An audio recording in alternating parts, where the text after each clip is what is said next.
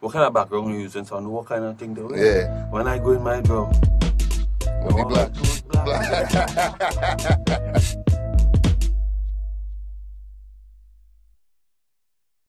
Spirited conversations, you know, among musicians. So it's like there's a connection. We don't speak, we use music.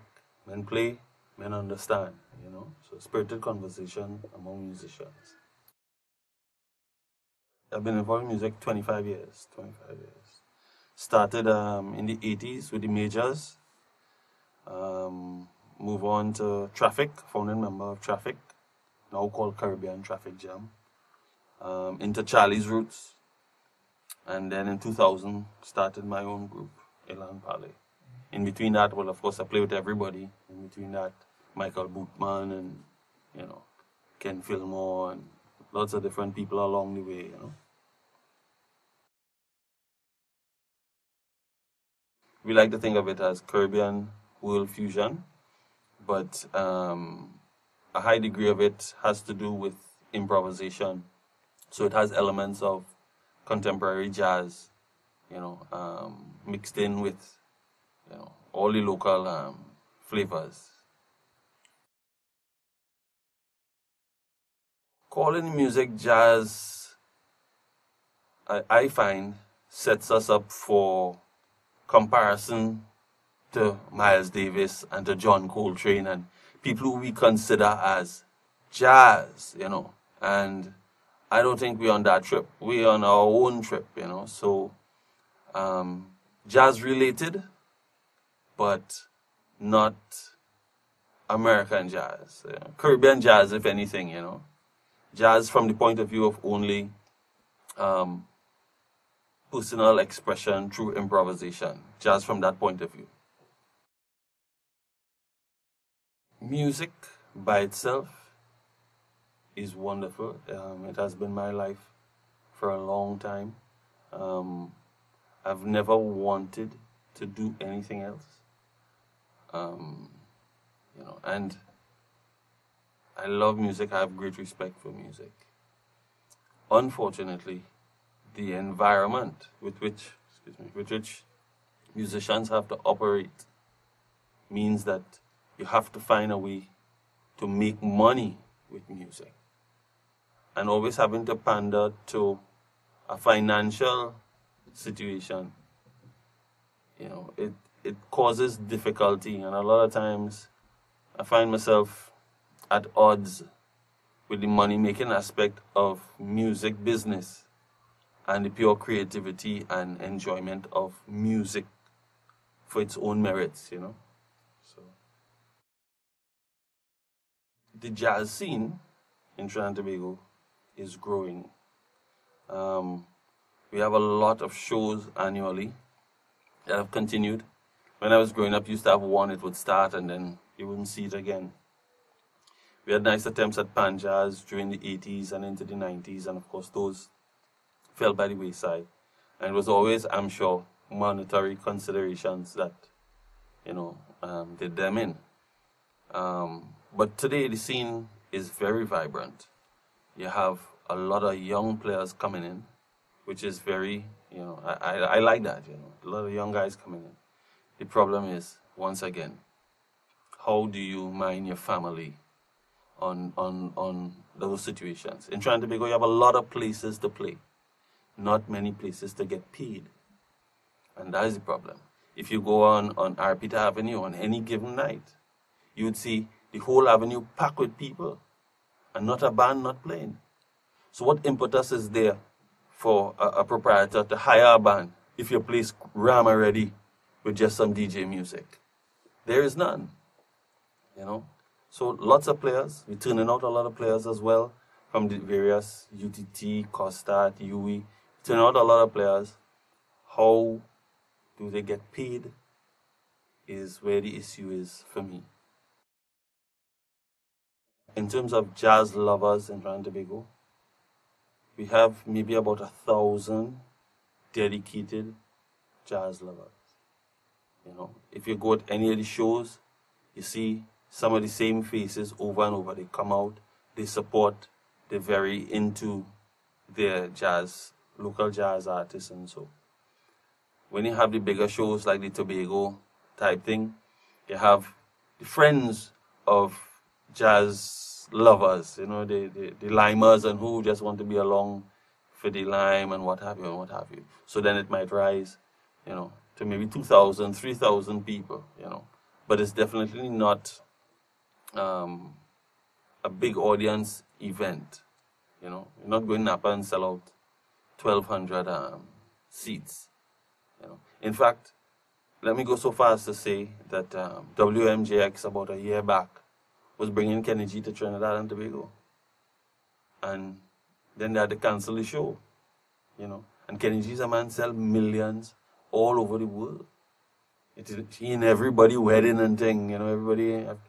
But can't sell out a show in Trinidad and Tobago.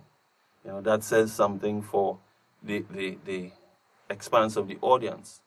On a slightly different note, though, and the audience has always been, like, let's say 35 and over.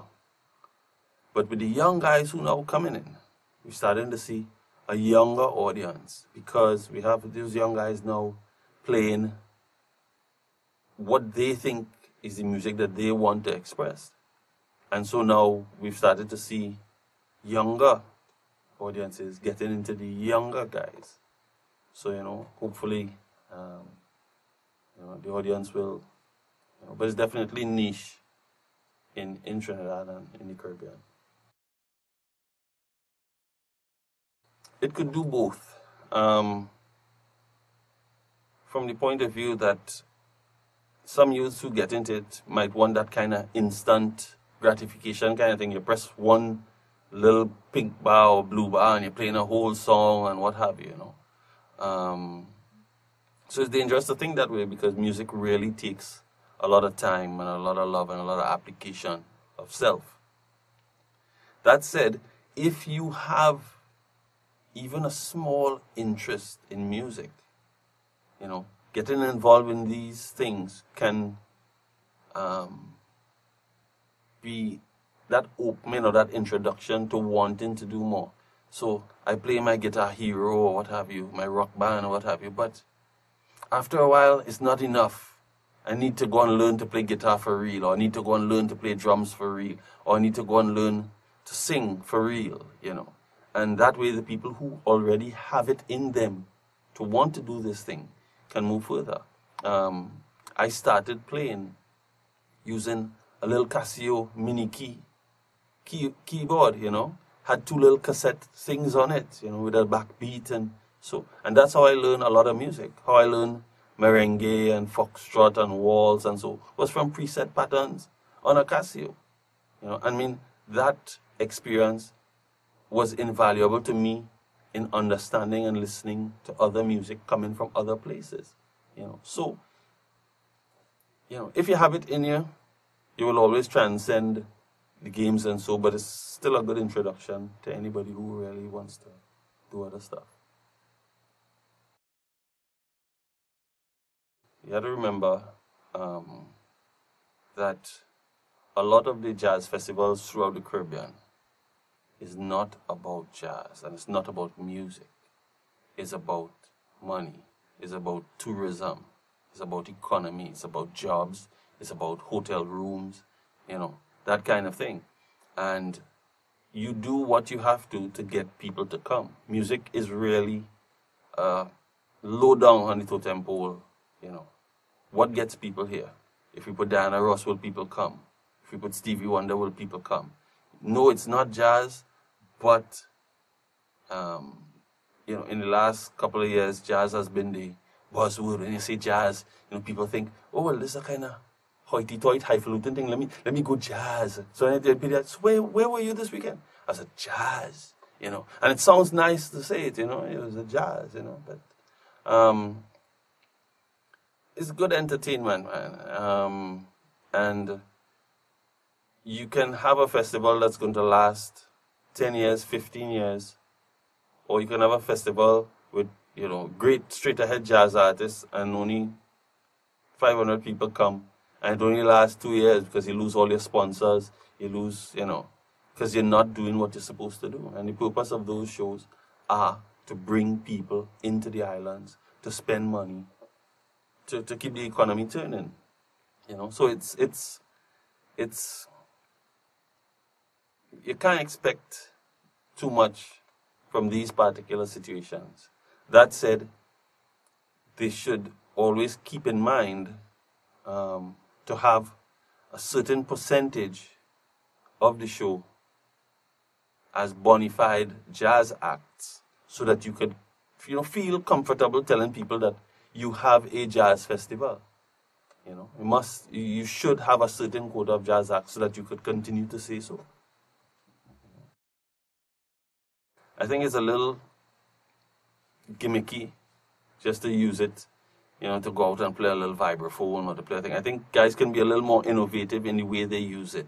They shouldn't, right now, they're using it just to be able to access sounds that keyboard players have been able to do for a long time, but I don't think that is the way that it should be used. It should be more. They should be more innovative in the way they use it.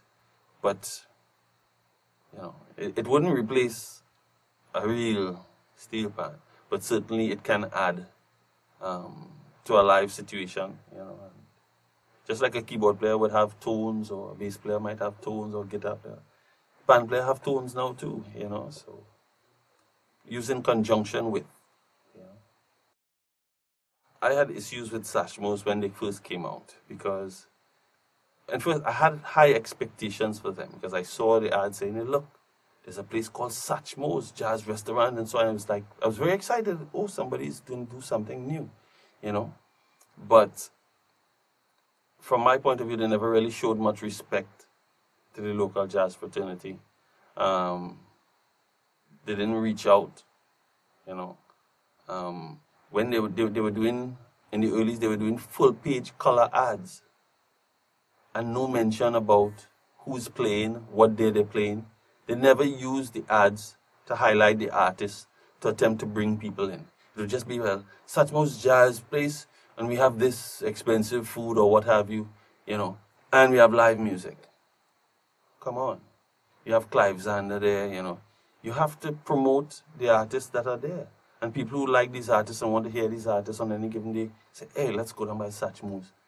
Clive is playing, Let's go down by Satchmo's. So-and-so is playing, whatever, But they never pushed music at Satchmo's.